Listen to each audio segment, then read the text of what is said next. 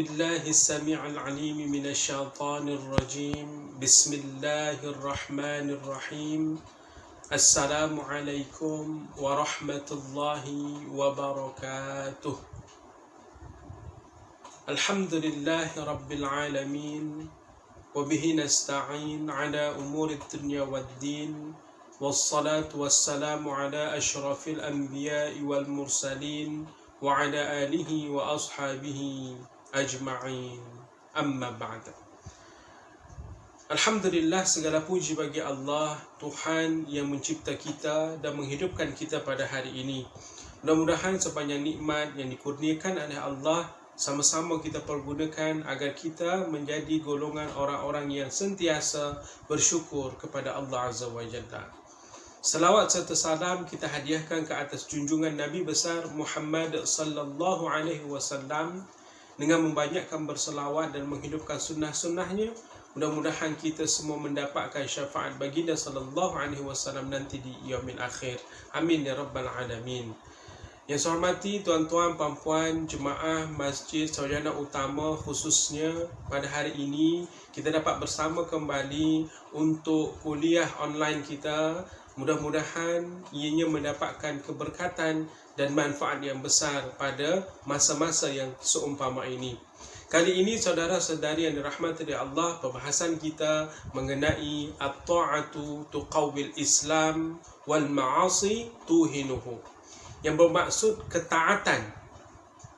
Sesiapa yang melakukan ketaatan tuqawwil Islam, pada masa yang sama dia telah mengukuhkan agama yang ada pada dirinya. Semakin banyak ketaatan yang ia buat dalam hidupnya, maka semakin kukuhlah agamanya. Wal ma'asi tuhinuhu, sebaliknya, sesiapa yang sentiasa melakukan maksiat, melakukan pelbagai-bagai dosa kecil atau besar, secara tidak langsung ia telah melemahkan ataupun menanggalkan agama yang ada pada dirinya. Na'udzubillah. Saudara-saudari, tuan-tuan, puan-puan rahmat dari Allah, sedangkan agama yang ada pada diri kita adalah sebuah kurniaan yang terbesar yang pernah ada dalam hidup kita. Agama ini datang dengan perjuangan, dengan titik darah yang dikeluarkan oleh Nabi dan para sahabat. Sehingga agama pada mula-mula dahulu mereka harus memperjuangkannya dengan harta, dengan raga, bahkan keluarga. Sehingga nilai agama itu amat sangat penting bagi mereka yang memperjuangkan, sehingga dapatlah agama itu pada mereka, mereka akan menjaga sehabis baik.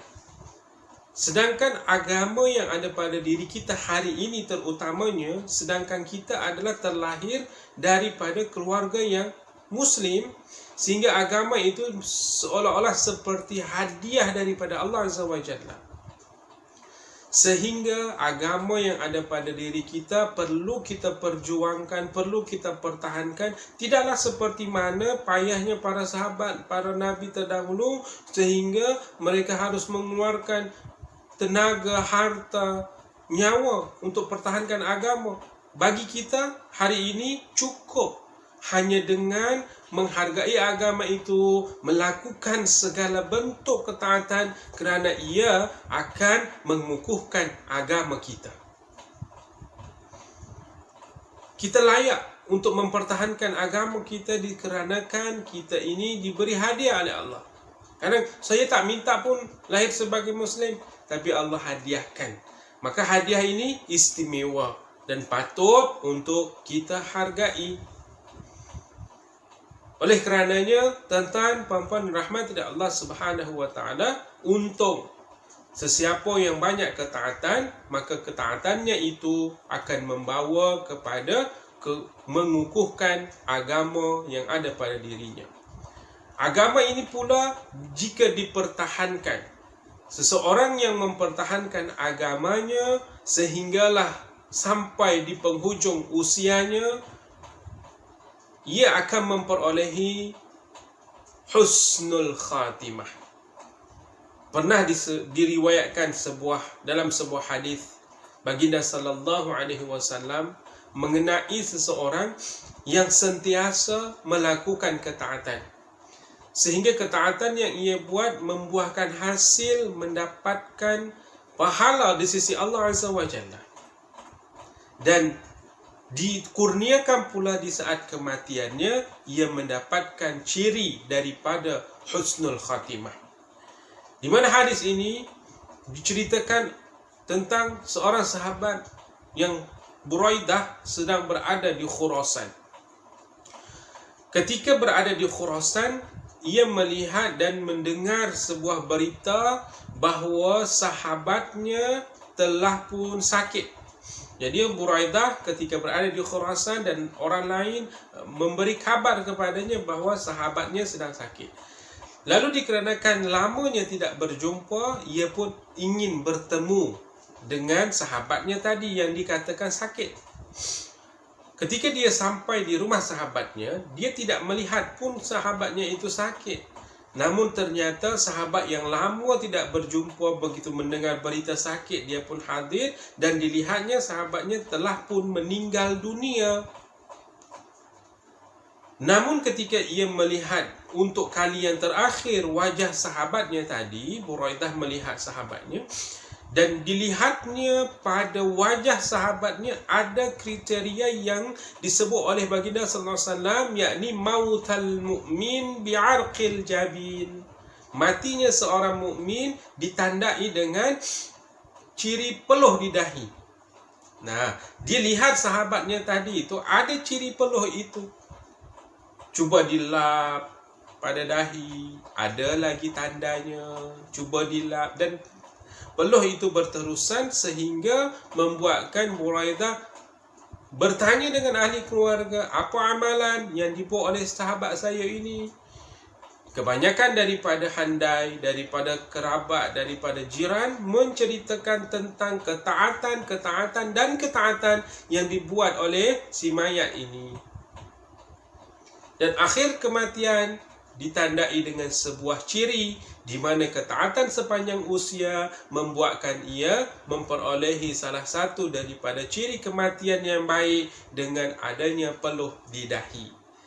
Dan kebiasaannya juga orang yang memperolehi di dahi itu peluh, kata Imam Hasan Al-Basri menambahkan, biasanya juga Allah mengkurniakan ataupun ada ciri dia akan mengeluarkan air mata di pipinya, mengalir hingga ke pipi. Lalu orang-orang yang bertanya, kenapa ada air mata? Jawabnya, air mata itu ialah tanda kegembiraan yang tidak dapat dibendung, kerana di saat sakaratul mautnya Allah menampakkan sedikit-sedikit perolehan kebaikan yang akan ia terima selepas kematiannya, dan melihat akan kurniaan itu, tangisan gembira tidak dapat dibendung oleh si mayat yang memperolehi ciri daripada husnul khatimah. Saudara-saudari, tuan-tuan, puan-puan, agama yang ada pada kita sebuah kurniaan yang besar, dan perlu untuk kita pertanggungjawabkan, perlu untuk kita mempertahankan, dan ia hanya dengan melakukan ketaatan sepanjang usia kita. Sampai bila saya nak beribadat ni? Sampai nyawa kita ditarik oleh Allah Azza wa Jalla. Dan ketika proses ketaatan itu tidak semudah membalikkan telapak tangan. Membuat ketaatan akan melakukan satu proses pergaduhan yang panjang dengan nafsu dan syaitan.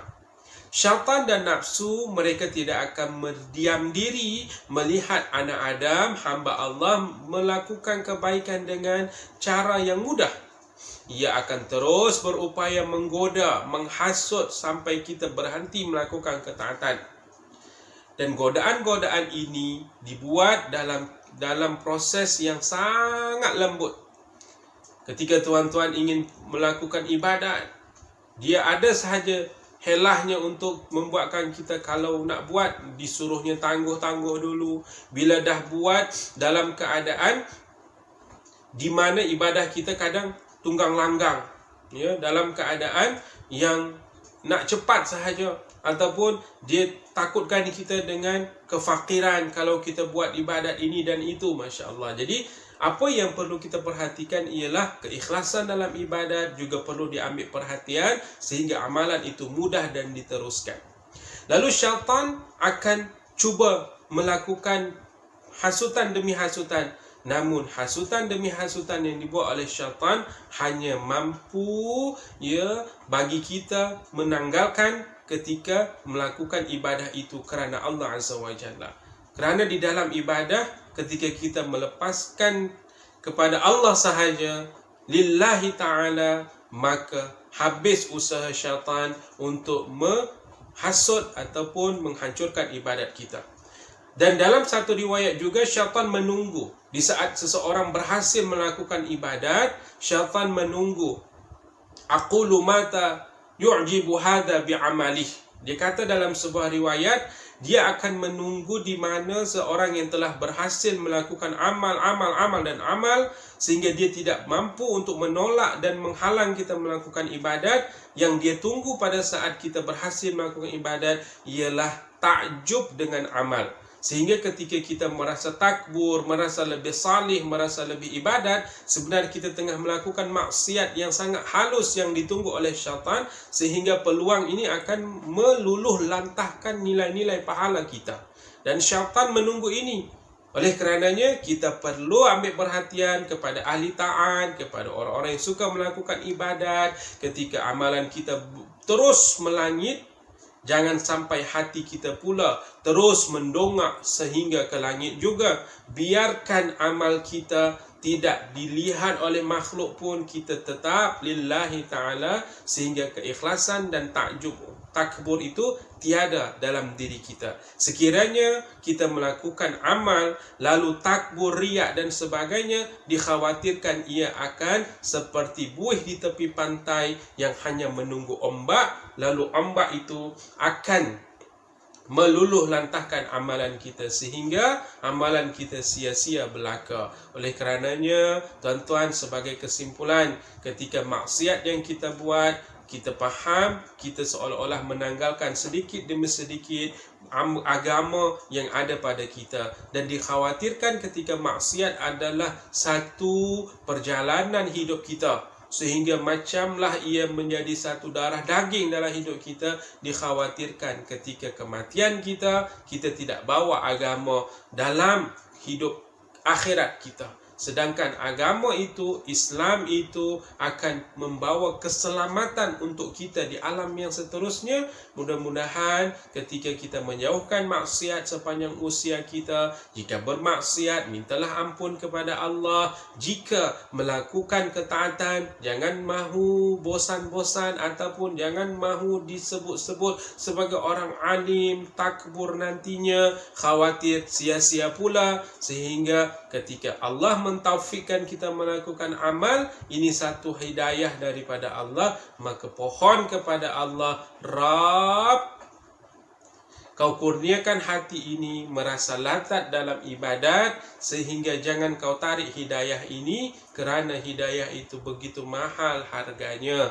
Dan ketika kita hari ini masih kaki maksiat, pohon pada Allah, Rabb, tariklah rasa lazat maksiat ini. Aku khawatir ingin bertemu denganmu membawa banyak dosa sehingga jauh daripada rahmat-Mu. Oleh karenanya, sebagai kesimpulan pada perbincangan kita pagi ini, hargailah agama yang ada pada kita, kerana agama itu sangat mahal harganya, kerana agama itulah yang akan membawa kita kepada rahmat Allah seterusnya di alam-alam yang lain. Namun ketika kaki maksiat pada dunia, selagi belum mati, masih ada kesempatan untuk bertaubat, maka bertaubatlah dengan segera, wahai saudaraku, kerana Allah, innallaha tawwabar rahimah, sungguhnya Allah maha penerima taubat lagi maha pengasih.